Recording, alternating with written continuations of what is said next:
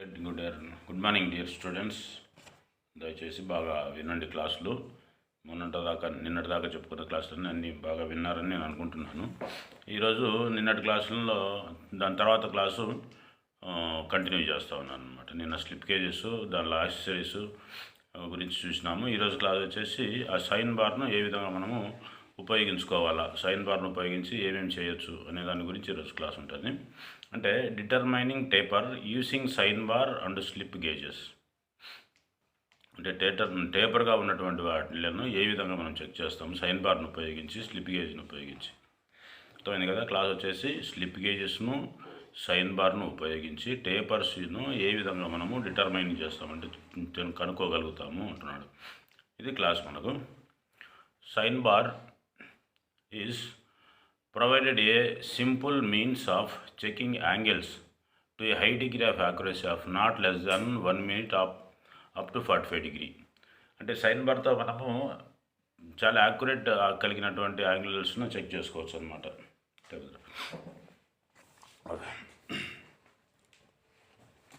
చాలా యాక్యురసీ కలిగినటువంటి యాంగిల్స్ను మనం చెక్ చేసుకోవచ్చు. అదంటే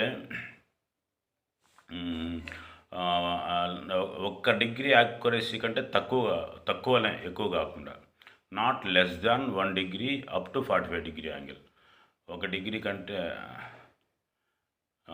accuracy of not less than 1 minute up to 45 degree. అంటే 1 నిమిషం కంటే తక్కువ కాకుండా 45 డిగ్రీల వరకు యాంగిల్స్ని చెక్ చేసుకోవచ్చు. 1 నిమిషానికి దీంట్లో యాక్యురసీ వచ్చేసి మనకు సైన్ బార్లో మనకు 1 మినిట్ అనేది యాక్యురసీగా మనం చెక్ చేసుకోవచ్చు అనమాట. The use of a sine bar is based on trigonometric function. The sine bar forms the hypotenuse of the right triangle and the slip gauge of the opposite side. అంటే మనకు sine bar అనేది మనకి ఏ విధంగా ఉపయోగపడుతుంది అంటే trigonometry function లాగా ఉపయోగపడుతుంది. Sign bar వచ్చేసి మనకు హైపోటెన్యూస్ లాగా ఉపయోగపడతాయి, కానీ స్లిప్ గేజెస్ మనకు హైట్కి ఉపయోగపడతాయి, అంటే ఆపోజిట్ సైడ్కి ఉపయోగపడతాయి అనమాట. Checking the correctness of A non angle. ఒకవేళ తెలియని యాంగిల్ ఏదైనా ఉంటే, నోన్ యాంగిల్ అంటే తెలిసినటువంటి యాంగిల్ ఏదైనా ఉంటే ఆ యాంగిల్ కరెక్ట్గా ఉందో లేదో చెక్ చేసుకోవడం ఎలా అనేది అంటున్నాడు. Checking the correctness of A known angle అంటే తెలిసినటువంటి యాంగిల్ను కరెక్ట్గా ఉందో లేదో చెక్ చేసుకోవడానికి ఏ పద్ధతి వాడతారు అంటున్నాడు. For this purpose first choose the correct slip gauge combination for the angle to be checked. ఏ యాంగిల్ అయితే మనం చెక్ చేసుకోవాలో ఆ యాంగిల్కి అవసరమైనటువంటి స్లిప్ గేజెస్ అన్నీ కూడా కరెక్ట్గా ఉండలేదో చెక్ చేసుకోవాలి. తర్వాత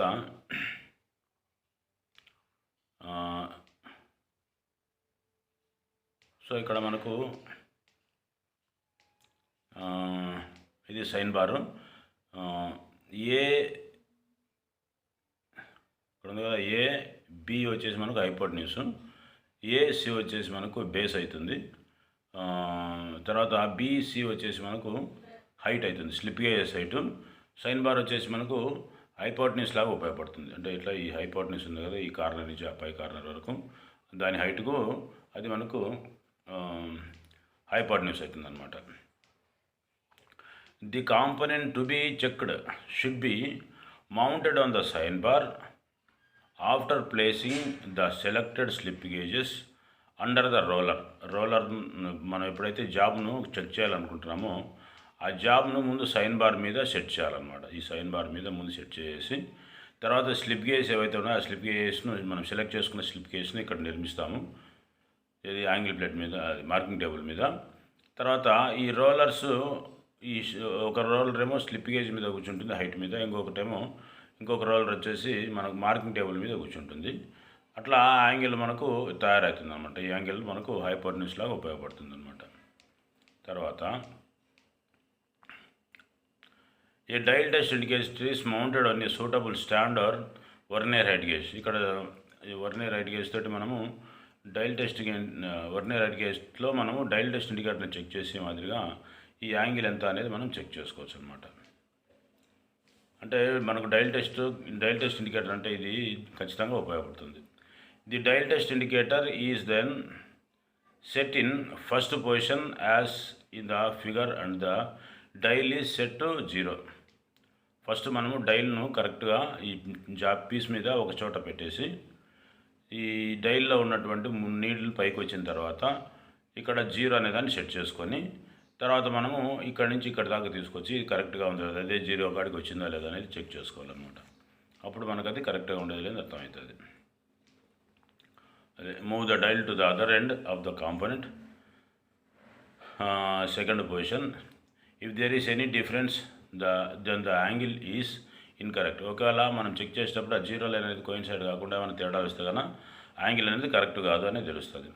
the height of the slip gauge pack can be adjusted until the dial test indicator reads 0 on the both ends. ఎప్పుడైతే మనకు ఈ హైట్ అనేది మనం కరెక్ట్గా లేదో అప్పుడు ఈ డైల్ టెస్ట్ 0కు వచ్చేంత వరకు ఈ హైట్ గేజ్ స్లిప్ గేజ్ను మనం పెంచుకోవడమో తగ్గించుకోవడమో చేసుకుంటూ ఉండాలన్నమాట. ఒకదానికి ఒకటి యాడ్ చేసుకోవడమో లేకపోతే దాని తర్వాత ఒకటి తీసేయడము. అంటే మనకు హైట్ కావాల్సి వస్తే హైట్ పెంచుకోవాలా, హైట్ అవసరం లేదనుకుంటే స్లిప్ గేజ్ను తగ్గించుకుంటూ రావాలన్నమాట. తర్వాత the actual angle can be then be calculated and the deviation if any will be the error. ఒకవేళ మనకు యాంగిల్ అనేది కరెక్ట్గా ఉంటే కన్నా తెలుస్తుంది ఎంత కరెక్ట్గా ఉండేది లేనిది. అక్కడ ఏమైనా డీవియేషన్ ఉంటే కానీ అంటే కొలతలు ఏమైనా తేడా ఉంటే కానీ అది కనుక్కోవచ్చు అనమాట, ఎంత డీవియేషన్లో ఎంత తేడాలో ఉంది అనేది. తర్వాత method of calculating the slip gauge హైట్లను క్యాల్కులేట్ చేసుకునే విధానము ఇక్కడ ఎగ్జాంపుల్లో చూపిస్తూ ఉన్నాడు అనమాట. ఇక్కడ ఒకసారి ఫిగర్ చూడండి.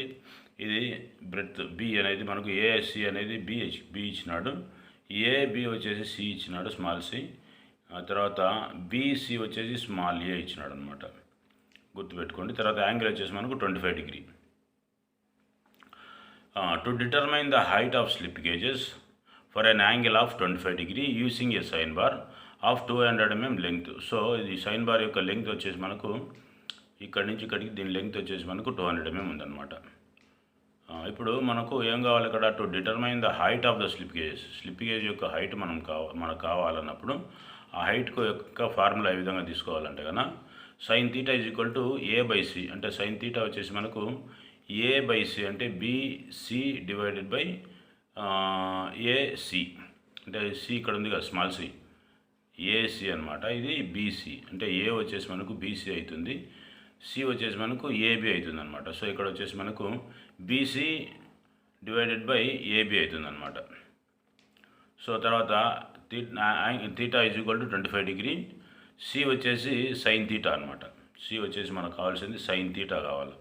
సో ఇక్కడ 200 ఇంటూ సైన్ తీటా వచ్చేసి 25 డిగ్రీస్ని మనము అది డిగ్రీస్లలో దాన్ని మన మినిట్స్లోకి తీసుకొస్తే కన్నా అంటే మన లాగరిథం బుక్లో చూస్తే కన్నా 0.4226 అనేది మనకు వాల్యూ వస్తుంది అనమాట. దాన్ని 200తో హెచ్చింపు చేసుకోగలిగితే 84.52 అనేది మనకు హైట్ అనేది అర్థమవుతుంది అనమాట.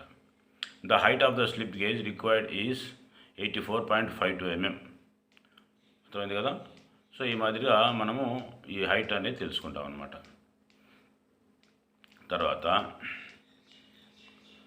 The value of sine theta can be obtained from mathematical tables, natural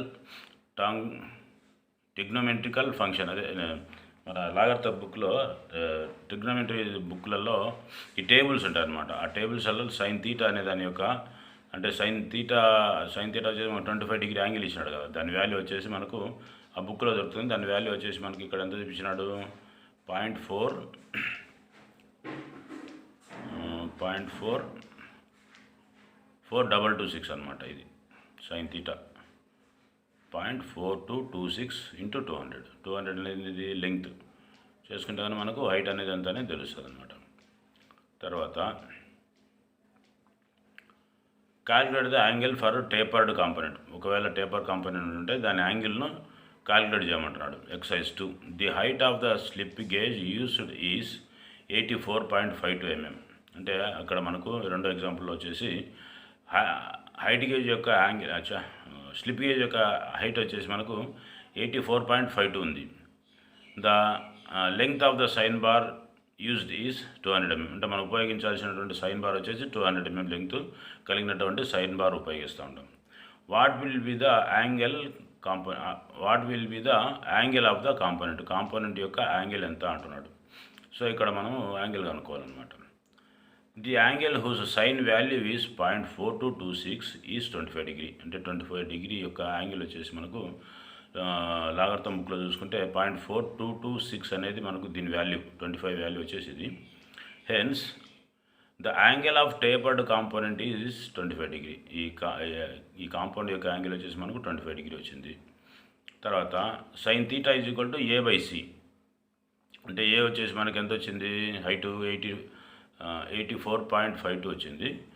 తర్వాత హైపోటెన్యూస్ వచ్చేసి సైన్ బార్ యొక్క లెంగ్త్ 200 వచ్చింది. సో 84 200 డివైడ్ చేస్తే 0.422 అనేది మనకు సైన్ తీటా అనేది యాంగిల్ అనేది తెలుస్తుంది అనమాట.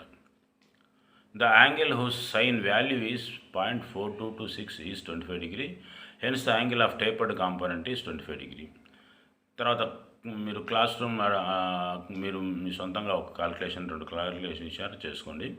What will be the angle of the work piece if the slip gauge pack height is 17.36 mm and the size of the sine bar is 100 mm. So ఇక్కడ మనకు sine bar యొక్క length 100 mm ఇచ్చినాడు. Hypotenuse వచ్చేసి మనకు height వచ్చేసి 17.36, అంటే slip gauge యొక్క height వచ్చేసి మనకు 17.36 ఇచ్చినాడు.